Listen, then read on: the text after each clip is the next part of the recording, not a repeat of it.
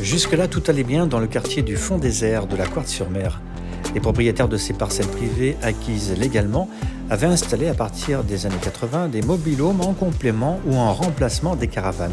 Mais voilà, l'État considère aujourd'hui que l'installation de ces mobil-homes est illégale.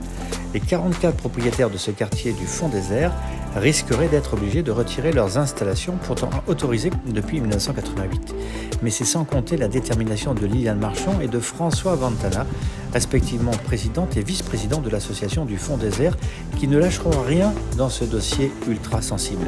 Hildebrand TV, qui se solidarise de ses propriétaires, est allé les rencontrer dans leur petit paradis. Liliane Marchand, présidente de l'association du Fond des Airs. Nous nous trouvons sur ce site qui fait 4 hectares avec 44 propriétaires et un peu plus peut-être. Cette association a été montée en 2016 pour au départ faire des repas de quartier, faire connaissance entre tous.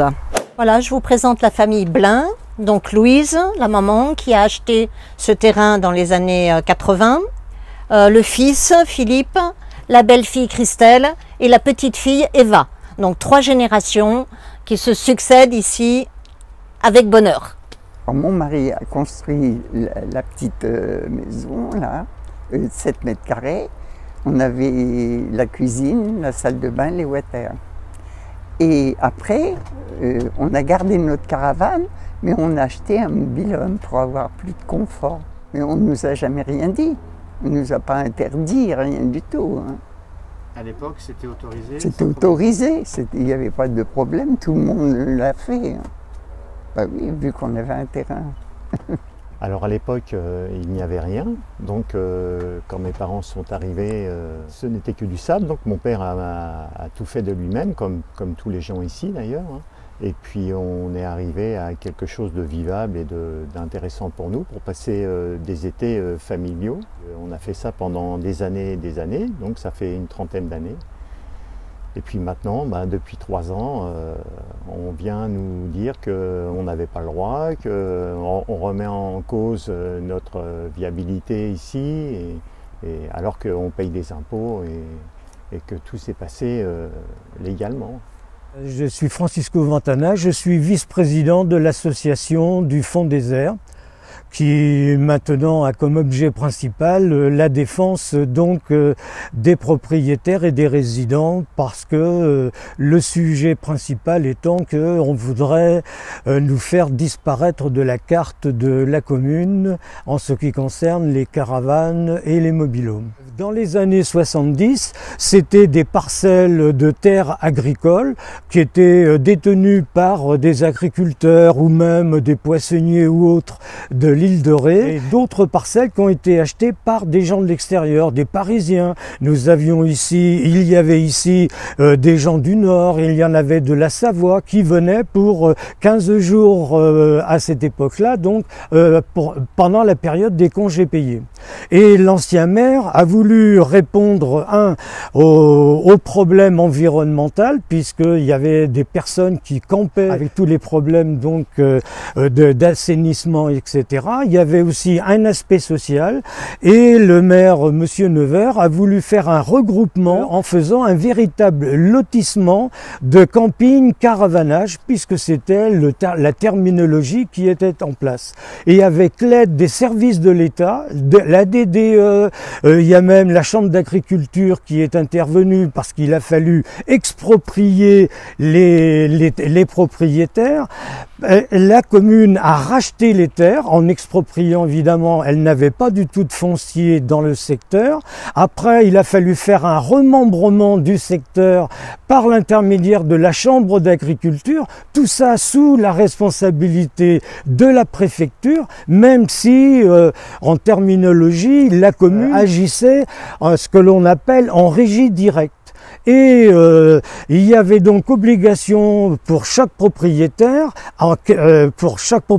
qui achetait à la commune, avec le notaire, etc., avec la terminologie de terrain à camping, caravanage, eh bien l'obligation de faire construire un sanitaire. Il y a donc des rues, il y a l'électricité, il y a le tout à l'égout, etc. Et avec la possibilité évidemment de mettre ce qui existait à l'époque, et à l'époque il y avait soit la tente de camping, soit la caravane. Et avec l'assentiment du maire de l'époque, et même de celui qui a suivi après, eh bien il y avait donc, les gens ont implanté des caravanes qui restaient ici toute l'année. L'environnement est respecté puisqu'il y a tout à l'égout, il y a l'électricité comme je viens de le dire.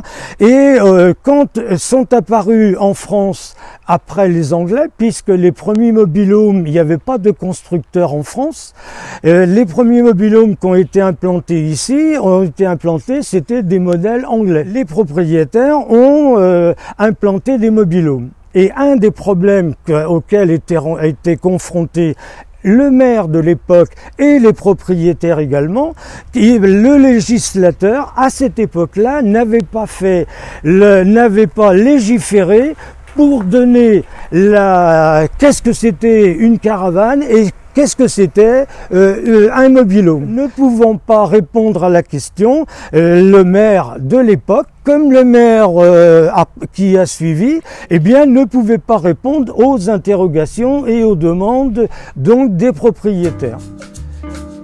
Entretien avec Liliane Marchon et Francisco Ventana de l'association du Fonds Désert. Suite au plan local d'urbanisation intercommunale, le préfet donc de la Charente-Maritime a retoqué la partie qui nous concerne le Fonds Désert sous prétexte qu'il ne peut pas y avoir, d'après lui, d'après son interprétation du texte de loi, qu'il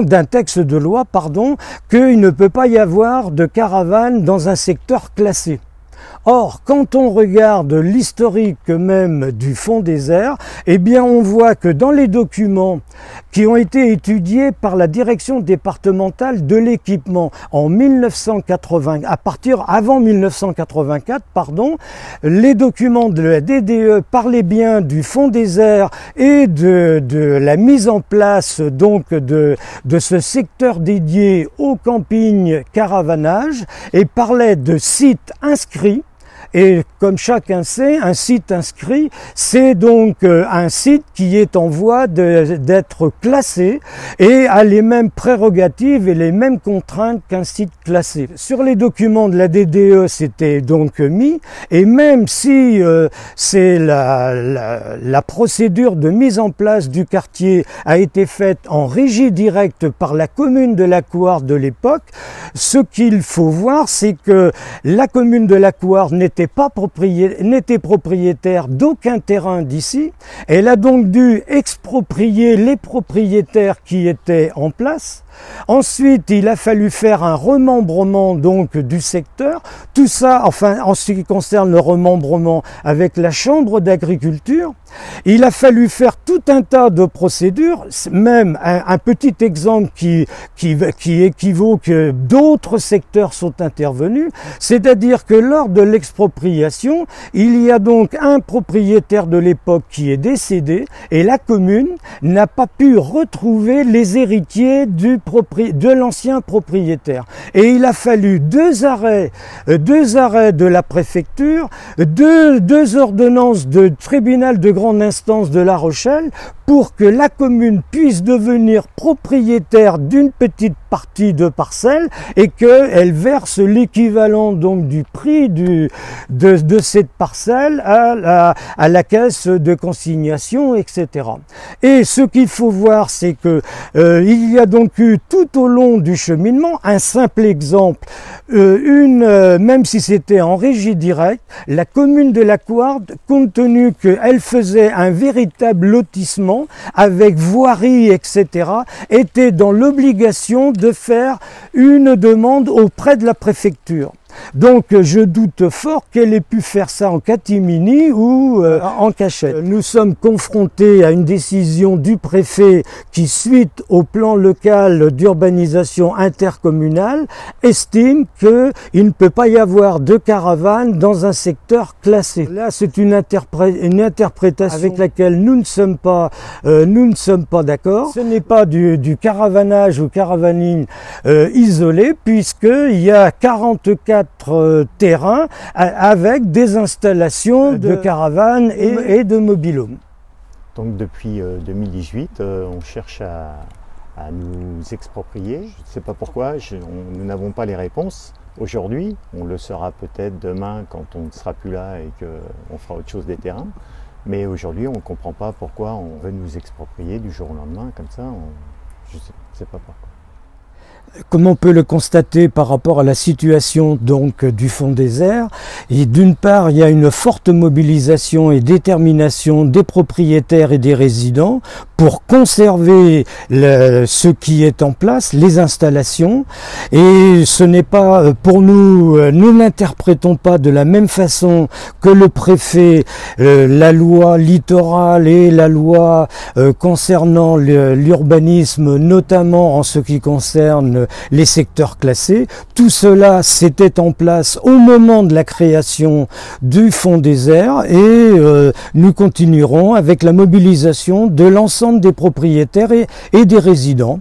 Et puis bien nous verrons, et s'il le faut, nous irons évidemment devant le tribunal administratif parce que pour qu'il détermine qui a raison par rapport à notre interprétation ou celle du préfet. Je tiens à préciser quand même que nous sommes des gens pacifistes et que nous sommes tout disposés à discuter avec les parties concernées afin que nous puissions conserver notre petit coin de paradis. Et nous, en tant qu'association donc du Fonds des Airs, nous espérons que par votre intermédiaire aussi, ça va propager donc l'information auprès de la population, que ça soit de la Couarde ou des autres communes. Et les échos que nous en avons sont très positifs parce qu'ils ne comprennent pas la situation dans laquelle nous nous trouvons et que eux pourraient également se trouver pour une raison quelconque. Like, partage et commente les vidéos d'Île de Ré TV.